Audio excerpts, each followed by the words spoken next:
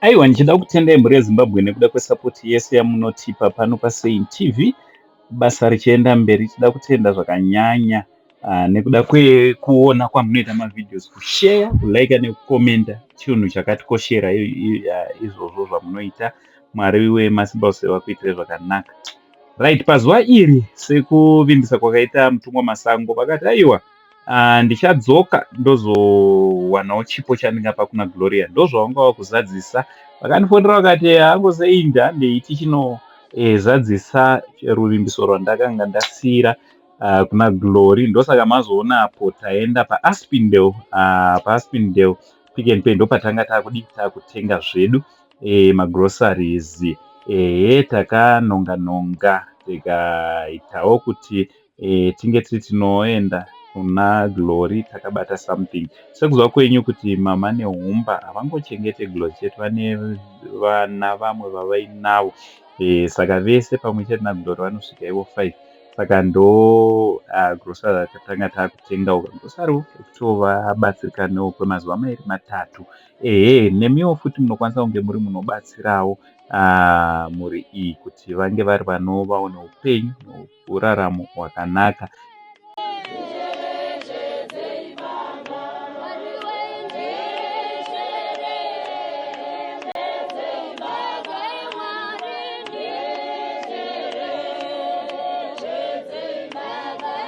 Good people, murisei. Aiwa, zita rangu semazuva ese ndinika angu sei ndichanzwa chamai venyu chigotwe mumba mana mama. So nezuro takaita video ratakaita naMutumwa Masango, vamwe vanoti madzibaba Masango, vamwe muprofita. Ndizvozvo chinhu chimwe chete. Muprofita wakauya wakaona Glory, anditi akaona Glory nana mama neHumba vakakurukura chinova chinhu chakanaka, vakauya vakanamatira Glory.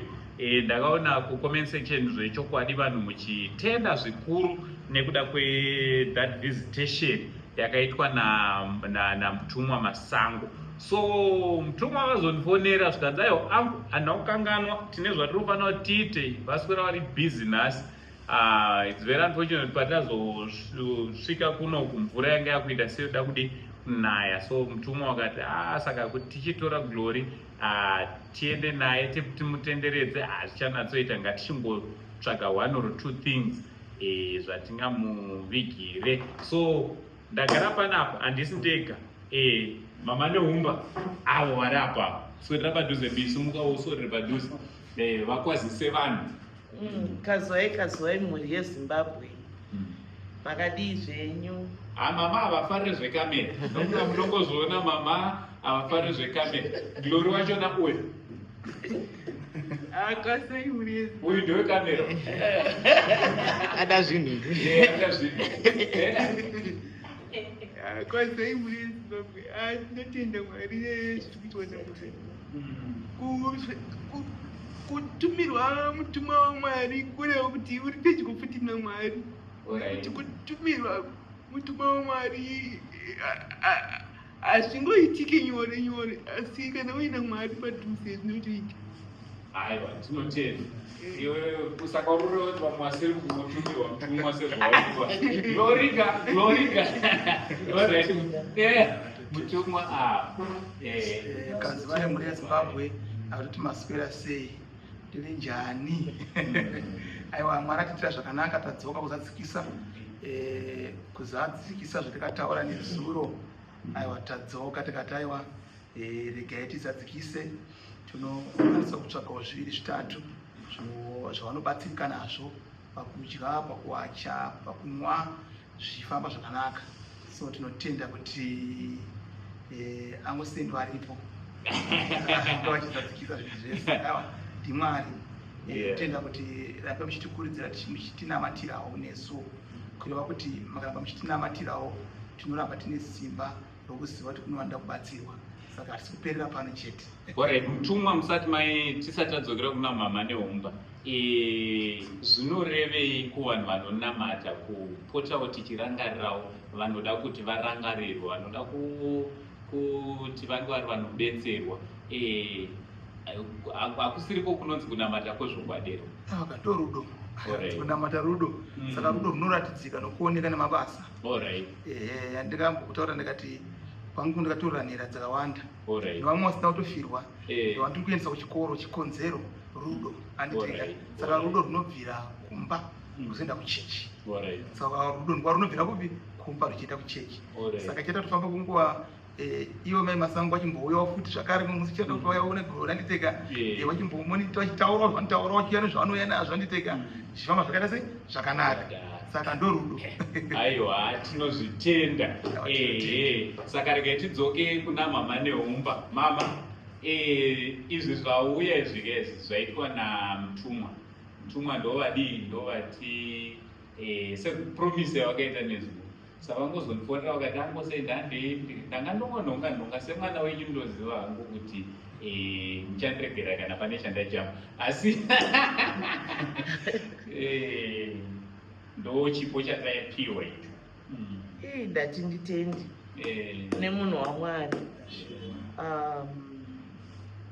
Ndo kunonzi kutenda kune mabasa, nekuti kutenda kungoparidza shoko uchiti Mwari apitire zvakanaka, vachidzokera kudzimba dzavo vane nzara kana kuti vane zvinetswa. Asi kuti ukaona munhu waMwari anosiya sungano rake, gungano rakavaunganira, vachitega ndiende pasi grassroots kuteera kumba. Munhu akaitawo saGloria nevana vari pano vatirangarirawo. It's great honor kwatiri. Tinozvikoshesa izvozvo, hatizvitore for granted.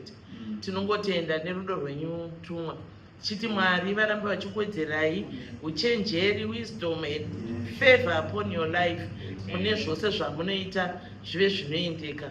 Tinongokunamatirawo, tinonamata tiri kunokumba kuti Mwari varamba vachikuitira zvakanaka, kwete mega asi even naamai, nokuti dai mai vanga vasingade amai zviita, asi kuti naamai mose tinozvitenda. Mwari vakukomborere zvizhinji. Tatenda zvedu. Aiwa, tinotenda nemashoko makuru, mashoko andanatsoona achibva pakadzama-dzama pemoyo. Aiwa, saka regai timbonzwa kuna sisi Glory. Glory ndiye mwana mukuru kapanapa. Ndiye mukuru ari panapa, ndo sisi vakuru. Saka ngatimbonzwa sisi vakuru kuti vanoti kudii. Ini nangu ndinongoti zvataurwa namama zvakadzamawo, ndinongotiwo naizvozvo zvaitwa namutumwa waMwari. Aiwa, tinongotenda kuti Mwari ngavaramba vachiwedzera pavari kubvisa, ngavaramba vachiwedzera nemakore avo avari kurarama. Aiwa, tinotenda. Tidzokere kuna mutumwa. Dzokera kuna mutumwa. Chipo chagamuchirwa. Aiwa, totenda kureva kuti makomborero. Amen. Makomborero. Tinofara kwazvo kuti Mwari acharamba achitiitira zvakanaka. Amen. Zvataurwa izvozvo makomborero mahombe iyayo, mashoko yayo chete makomborero. Ndorudo, ndotenda. Tina mumaziyo kutaura mazhinji, asi tingoti ticharamba tichibatsirana, tichifamba mbichana tichienda takadaro. Anzi kumhanya komichecha, ndomichecha kuendedzana. Mbichana. Aiwa, chinhu chinofadza. Inzwai hama dzangu. Ini ndoda kuti ndibve ndataura. Inzwai kuna sekuru vevanhu. Izvi zvinobatawo mwoyo wangu. Inini personally hatisati ataura vamwe, inini pachangu sedunga munhu zvinobata mwoyo wangu nenzira yekuti kudii, nenzira yekuti patinouya kwamuri tichikumbira tichichema, vamwe vanongoona kuti vhidhiyo votodarika, vamwe vanongoona votongoti hamenowo zvana Gloriwo kwavari ikoko nana mama neumba, anti mama neumba ndo vakadii zvavo, ndo vakazvidira votodarika. But mutumwa vakazviita personal, vakabva vazvitora ubva vazviita personal, ubva vati aiwa angosei makati Glory aripi, ndoda kumuona. Vakauya panapa vega, vakadhiraivha mota yavo, time yavo, madzozi zavo, vakauya vakaona Glory. Nhasi futi vadzoka vatorashandisa time yavo vari kufanira vari kubasa vachiita mabhizinesi avo, but vati no, let me go and see glory. Ndofunga maona zvese kuunganidzwa kwaitwa zvepanapa. Saka takukumbirawo kune vanenge vachiona pamwe pachona waizvawira pafoni pako, waizvawira pagadget pako, palaptop pako, inyaya yekuti zoni Mwari vari kuda kuti vakuonese zvimwe zvinhu zvisingaonekwe nevamwe, zvinogona kutozokubatsira. Uyezve tichiparidza rudo, ndorudo rwechokwadi, kurangarirawo hama dzadai. Ndofunga kuti story of glory yamunoiziva kubva payakatanga kusvika pavakazonotorwa namama Nehumba pamwe chete namama Dube in absentia, handiti nemhuri yavo yavainayo panapa, vane vana navo zvakare vakashayikirwa nevabereki.